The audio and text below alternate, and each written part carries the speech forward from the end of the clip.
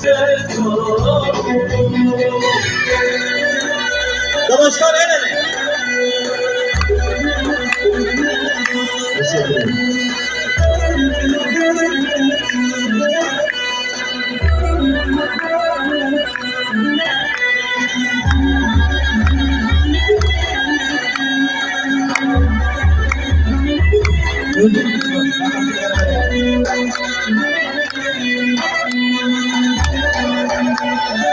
Hep beraber.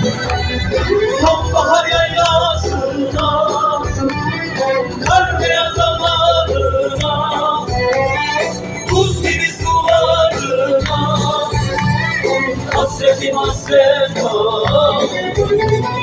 sonbahar yaylasına, kar beyaz zamanına, buz gibi sularına, hasretim hasret buz gibi sularına, hasretim hasret. Çalıyor muyuz bu arada?